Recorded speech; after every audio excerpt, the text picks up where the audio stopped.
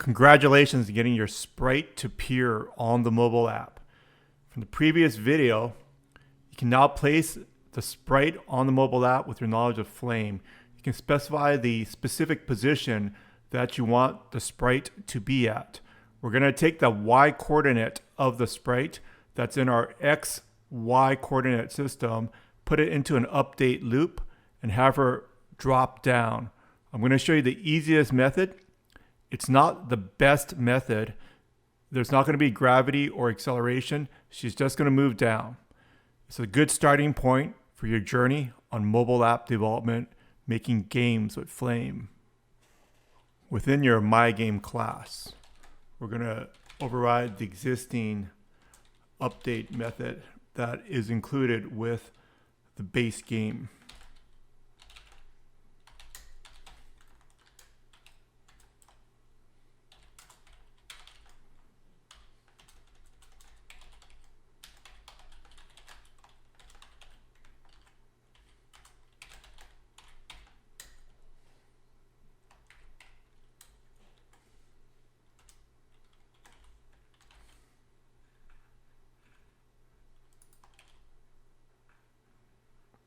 And she's moving down. Success. We're now going to add a double tap detector to the base game. I'm going to use a double tap to halt the girl's progress down the screen. You probably noticed from the last example, she just keeps going down and down, and there's no way to stop it. So let's add a way to control her movement down the screen.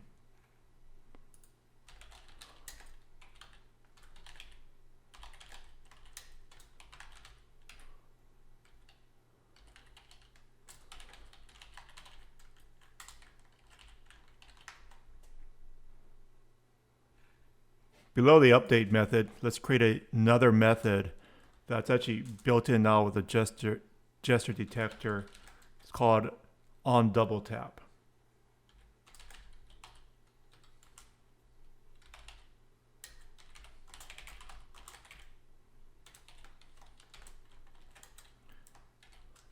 For now, let's just print out that the double tap is detected.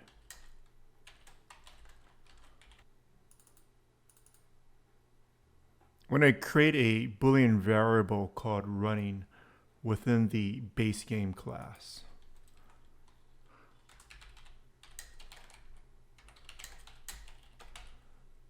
Initially, the game will be running. If you want to pause it, it will be a double tap.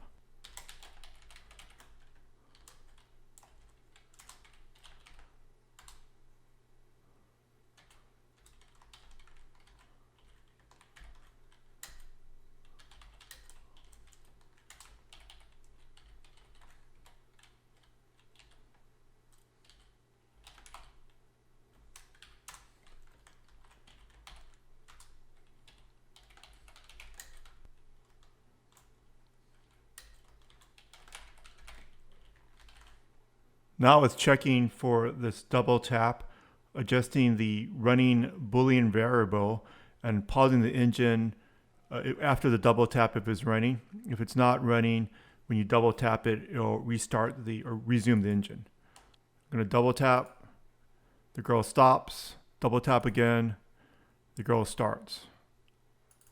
So there's some rudimentary control of the game character at this stage. At the current time, there's still no bounds detection, meaning that the girl can go off the screen. For simplicity, I'm just going to create my own bounds detection. I will just create a string variable direction. I'm going to set it to down initially. Instead of always having her go down, I'm going to put a switch statement in and check for the direction.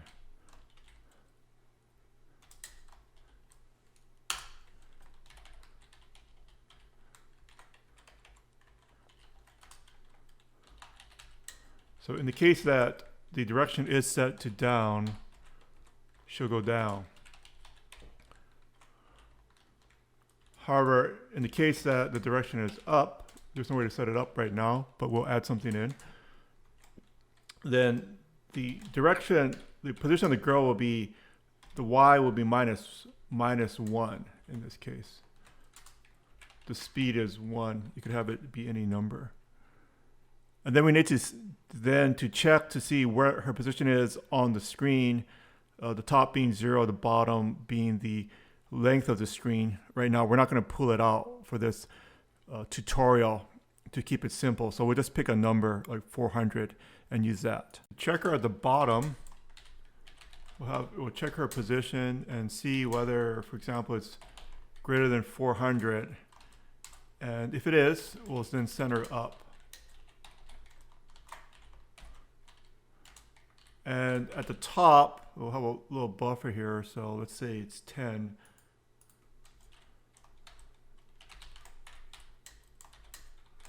So if she's over too far up, above 10, then we'll set her direction back to down.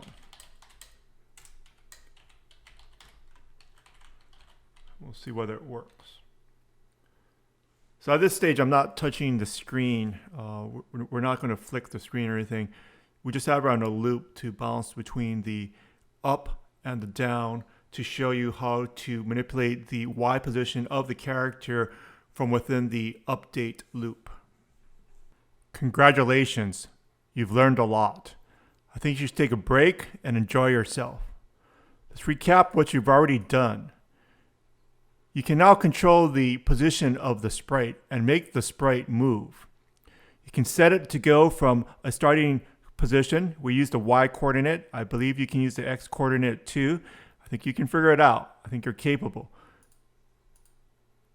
We've also looked at the bounce detection. Right now, we only have a rudimentary bounce detection where we are specifying that the character cannot go below the 400 pixel mark. However, I think you can pull the screen value, if you search on Google, from the mobile app to get the size of the screen and set the bounce detection up that way.